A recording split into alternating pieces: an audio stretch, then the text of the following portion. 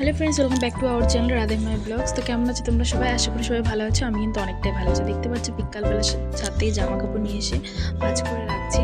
আর title আর thumbnail তো দেখে তো বুঝতেই পেরেছো আমি কী বলতে চলেছি, মানে আমার ভিডিওটা কী হতে চলেছে। তো আমি নিউ ফোন কিনেছি, তো থাম্বনেলে তো দেওয়াই আছে যে আমি কোথাও মানে কোন ফোনটা কিনেছি। তোমরা কমেন্টে আমাকে অবশ্যই জানাবে দুটোর মধ্যে।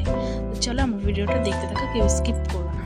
ফ্রেন্ডস, আমাদের কিন্তু রান্নাবান্না কমপ্লিট হয়ে গেছে, মানে প্রিন্সের খাবার কমপ্লিট হয়ে গেছে। আর তোমাদের তো সাথে তো রান্না করাটা শেয়ার করবোই।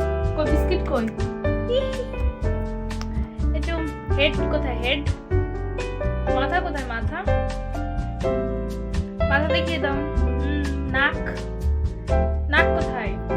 ওই যে টাটা করে দাও। Tata tata. মিমি তো ফ্রেন্ডস, আমি রান্না করতে চলে এসে দেখতে পাচ্ছি এখন আলুগুলো ভেজে নিচ্ছি।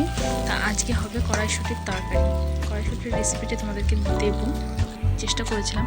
তো দেখতে পাচ্ছি আলুগুলো ভেজে নিয়েছি। এখন তেল গরম করে দিয়ে একটু জিরে ফোড়ন দিয়ে একটু পেঁয়াজ কুচি দিয়ে ভেজে নেবো লাল লাল করে, মানে ব্রাউন কালার যখন চলে আসবে তখনই বোঝা যাবে যে পেঁয়াজ ভাজা কমপ্লিট হয়ে গেছে।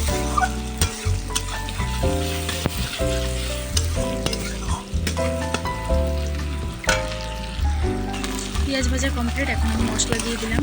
এখানে আছে পেঁয়াজ, রসুন, আদা বাটা, আর হচ্ছে একটা কাঁচা লঙ্কা, মানে শুকনো লঙ্কা ছিল না, কাঁচা লঙ্কা, হলুদ লবণ দিয়েছি। তো চলো এটা ভালো করে কষাতে হবে। যখন কষানো হয়ে যাবে তখন দেখতে পাওয়া যাবে যে মশলা থেকে তেল ছেড়ে আসছে। তখন বোঝা যাবে যে মশলাটা কষানো কমপ্লিট হয়ে গেছে। দেখো মশলাটা কষানো কমপ্লিট করার পর আমি ভেজে রাখা আলুগুলো দিয়ে দিয়েছি। যদি ভালো করে নাড়াচাড়া করে নিতে হবে। দেখো নাড়াচাড়া করেই নিচ্ছি। নাড়াচাড়া করার পর দেখো কড়াইশুঁটিগুলো এর মধ্যে দিয়ে দেবো।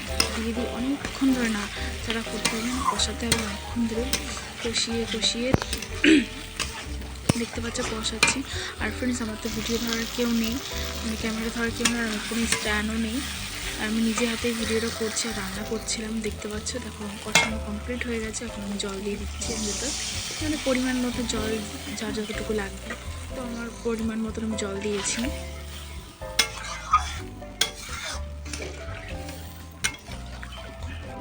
তো ফ্রেন্ডস, এটা যখন একটু মাখা মাখা, মানে এই গ্রেভিটা মাখা মাখা হয়ে যাবে তখন বোঝা যাবে তরকারিটা কেমন হয়েছে।